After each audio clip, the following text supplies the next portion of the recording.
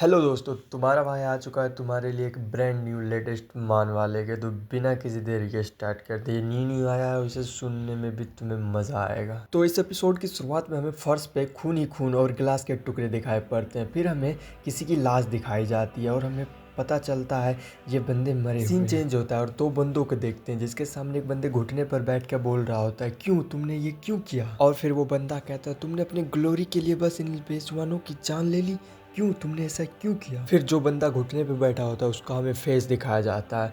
ये कहता है क्यों, और हमें बताया जाता है ये प्रोजेक्ट ट्रांसेंडेंस का डायरेक्टर है। तब कोई उसके गले को पकड़ के कहता है, क्या तुम सच में नहीं जानते हो? हाँ, क्या तुम सच में नहीं जानते? फिर हमें उस बंदे के बारे में बताया जाता है जो कि इस बंदे का कॉलर पकड़ा होता है। और ये भी प्रोजेक्ट ट्रांसेंडेंट का ही एक सब्जेक्ट है, जो कि सब्जेक्ट नंबर 81 है और इसका नाम योनजुन किम है। फिर वो मोटा डायरेक्टर कहता है, चुप रहो सब्जेक्ट नंबर 81, मैं तुमसे बात नहीं कर रहा था, तुम बीच में मत बोलो। फिर वो मोटा डायरेक्टर सामने देख के बोलता है, मिस्टर बीक। तो फिर हमें अपने मिस्टर बीक का फेस दिखाया जाता है। और गाइस मैं आपको बता दूं, यही हमारे इस कहानी का मेन कैरेक्टर होने वाला है। तब फिर हमारे अपने मिस्टर बीक का पूरा नाम बताया जाता है, जिसका नाम योनियो बीक है। ये भी एक ट्रांसेंडेंट का सब्जेक्ट है, जिसका कि नंबर है 62।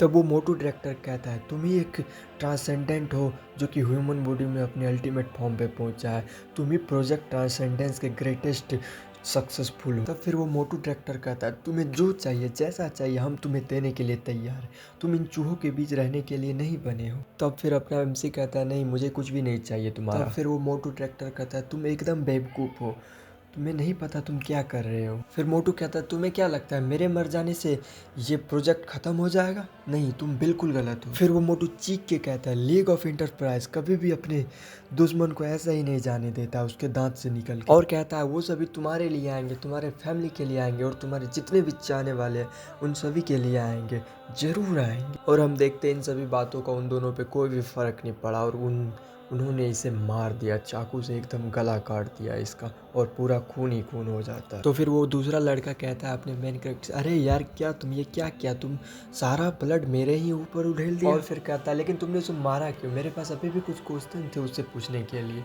अरे तुम सुन भी रहे हो, तुम क्या देख रहे हो अपने सामने? तो हमें पता चलता है एमसी जिस चीज़ को देख रहा होता है वो एक सिस्टम विंडो होता है, जिसपे लिखा होता है बग फिक्सिंग।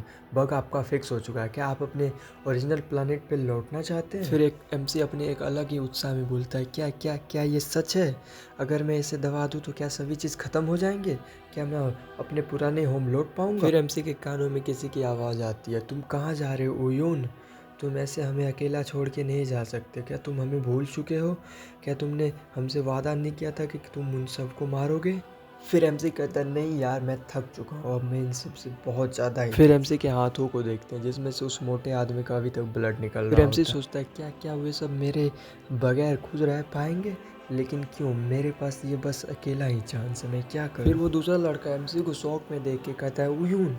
तो अपना एमसी कहता है, मैं अपने पुराने वर्ल्ड वापस जा रहा हूँ। तो फिर वो कहता है, पुराने वर्ल्ड? कहता है, अरे तुम तो अभी तक अपने ओरिजिनल ही वर्ल्ड में हो, तुम ये क्या कह रहे हो? एमसी कहता है, टेल द अदर्स। यहाँ पे हमें ये नहीं बताया गया कि किसको कहना है, शायद कोई होगा। तो एमसी कहता है, टेल द अदर्स। उसके बाद हम देखते हैं एमसी यस को प्रेस कर देता है और फिर अपना मेन कैरेक्टर कहता है, सॉरी मुझे माफ़ कर देना। और फिर हम देखते हैं कि अचानक से एमसी की आंखें खुलती है, जो कि अपने ओरिजिनल वर्ल्ड में शायद आ चुका है। तो फिर अपना मेन कैरेक्टर बेड पर से उठ के कहता है, क्या क्या मैं सच में वापस आ चुका है? लेकिन मुझे कितने समय हो गए उस वर्ल्ड में? और कहता है, नहीं ये नहीं हो सकता। क्या मैं उसी दिन आप वापस आ गया जिस दिन मैं गेम में फंसा था? तो इसका मतलब गेम के अकॉर्डिंग रियल वर्ल्ड की टाइमलाइन नहीं चलती है क्या? और कहता है, मेरे स्कार्स और मसल्स दोनों वापस चले गए, ये नहीं हो सकता। और कहता है जैसे कि ये सब बस एक ड्रीम हो, और उसे के ड्रीम में दिखाया जाता है हमें एक खतरनाक से बंदे को, जो कि सेवर लेके सभी को एकदम धुआंधार काट रहा होता है, पूरी तरीके से मार रहा होता है, एकदम खतरनाक। फिर वहीं पे एक लड़की की आवाज़ आती है, हेल्प मी, मुझे बचाओ, मुझे मरना नहीं है। और हमें उसी मोटू डायरेक्टर का भी फेस दिखाया जाता है। तो एमसी सोचता है, नहीं ये एक ड्रीम नहीं हो सकता। और कहता है, वो सभी मेमोरीज एवं फीलिंग सभी रियल लाइफ के तरह है, ये कोई ड्रीम नहीं हो सकता है। मैं 10 साल तक गेम में रहा, जो कि सभी रियल है, कुछ भी फेक नहीं हो रहा है यहाँ पे। तब अपने मेन कैरेक्टर का फ़ोन बजता है, जिस पे लिखा रहता है नायोन जिंग। तो फिर एमसी उस फ़ोन को उठाता है और कहता है, नायोन जिंग? और फिर एमसी कहता है, ये नाम थोड़ा फेमिलियर सा लग रहा है। तो फिर कॉल उठा के कहता है, हेलो। तो उधर से कोई चिल्ला के कहता है, ओयून क्यों तुम मेरा फ़ोन नहीं उठा रहे? क्या तुम ये मत कहना कि तुम भूल गए थे फिर उस साइड से आवाज़ आती है, क्या तुम भूल गए, आज हमारी मीटिंग है, आज हमें मिलना है, मैं तुम्हें लोकेशन भेज देती हूँ, जल्दी से आ जाओ, फास्ट, इस बार लेट मत करना। फिर एमसी कहता है हाँ रुको, मुझे याद आया, ये वॉइस तो मुझे जानी पहचानी लग रही है, ये तो मेरी यूनिवर्सिटी की सबसे क्लोज फ्रेंड में से एक। और कहता है इसी ने मुझे फोर्स किया था रिवर्स प्लानेट खेलने के लिए। रिवर्स प्लानेट एक गेम है गाइस जो कि एकदम इस रियल वर्ल्ड की तरह है। और कहता है हाँ शायद मुझे उससे मिलने जाना चाहिए। और फिर हम किसी रेस्टोरेंट को देखते हैं जिसके अंदर एमसी आया होता है। तो फिर एमसी को आवाज़ आती है इधर इधर देखो।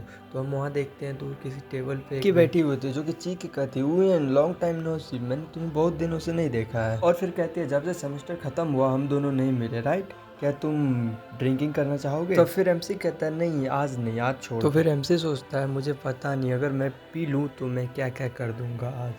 तो फिर वो लड़की कहती है छोड़ो चलो हम लोग बस खाते हैं। तो फिर वो लड़की कहती है क्या तुमने रिवर्स प्लानेट ट्राई किया, तुमने तो कहा था तुम बस ट्यूटोरियल खेल रहे थे। और फिर कहता है एमसी हाँ मैंने करैक्टर बनाया और इंट्रो देखा और उसके बाद मैं गेम में फंस गया।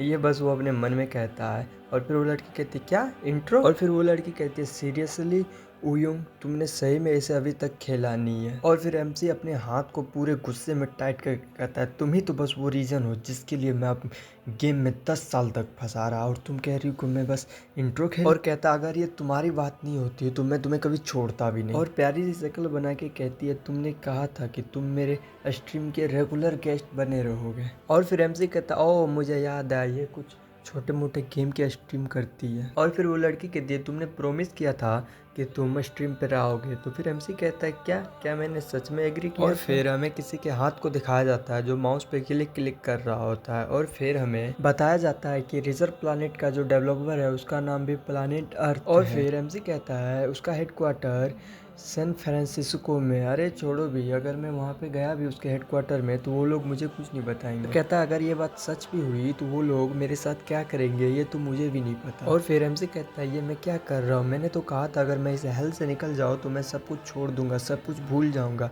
लेकिन मैं फिर भी वहीं पर फंसा हुआ हूँ, ये मैं क्या कर रहा हूँ। और एमसी कहता है छोड़ो मैं वहाँ की सारी चीज़ भूल जाऊँगा, यही वर्ल्ड है जहाँ से मैं बिलोंग करता हूँ। फिर एमसी कहीं बाहर घूमने गया होता है जिसके कंधे पे कोई हाथ रख के बोलता है बड़ी बहुत दिन से मैंने तुम्हें देखा नहीं, तुम यहाँ पे वॉक कर रहे हो? और फिर एक बैकग्राउंड वॉइस बताती है उसके बाद से यूयंग डेली क्लास को अटेंड करने लगा और अपना बेस्ट देने लगा ऑर्डिनरी लाइफ जीने के लिए। फिर सीन चेंज होता है और हमें अपने एमसी के पीछे किसी खतरनाक से घोस्ट को दिखाया जाता है जो कहता है क्या तुम सच में वापस आ गए हो? और कहता है क्या यही तुम्हारी रियलिटी? फिर तब हम अपने एमसी को देखते हैं जो पीछे घूम के देखता है लेकिन वहाँ पे कोई नहीं होता है। और वो बैकग्राउंड वॉइस कहता है हमारे साथ आओ, रिवेंज लेने में हमारी मदद करो, और ये वो जगह नहीं है जहाँ से तुम रियली बिलोंग करते हो। और तब एमसी इन सब उससे परेशान होके वहाँ से टेबल पर से जोर से भागता और उसके साइड में जो स्टूडेंट बैठे होते हैं वो चौंक कर कहते हैं वो क्या था? फिर एमसी एक जगह पे रुकता है और वहाँ हाँफने लगता है और फिर उसके पीठ पे कोई हाथ डालता है और कहता है उयों। और फिर हम देखते हैं वो लड़का कहता है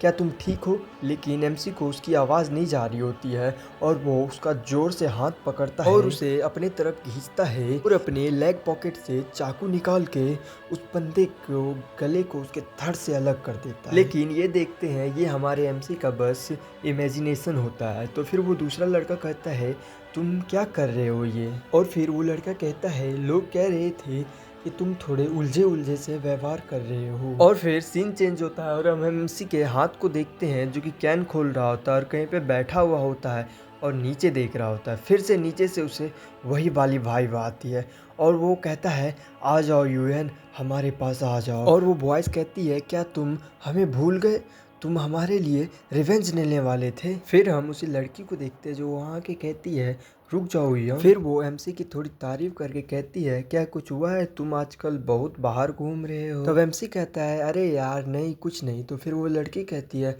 अगर तुम कह रहे हो तो चलो सही। तो फिर वो कहती है अगर कुछ भी गलत हो तुम अपने बिग सिस को कह सकते हो, मैं तुम्हारे लिए कर दूंगी वो। और हमें यहाँ पे पता चलता है ये लड़की अपने मेन कैरेक्टर की बड़ी बहन है। और फिर हम उस गेमिंग टैबलेट को देखते हैं जिसके सामने एमसी खड़ा होके बोलता है अगर यही है तो इन दोनों वर्ल्ड में कोई भी डिफरेंस नहीं रह जाएगा। और फिर एमसी उसके अंदर बैठ के कहता है मुझे वापस जाना होगा, मैं जल्द ही वापस जाऊंगा। और फिर हम देखते हैं एमसी रियली में टेलीपोर्ट हो गया होता है और अंत में कहता है सब चीज़ के लिए अच्छा ही होता है। तो गाइस अगर आपको वीडियो बढ़िया लगे तो बस 100 लाइक करवा दो, उसके बाद नेक्स्ट एपिसोड जल्द से जल्द लाने का ट्राई करूँगा। तो जितना जल्दी हो सके मैं एपिसोड लाता हूँ, आप लोग फटाक से लाइक एंड सब्सक्राइब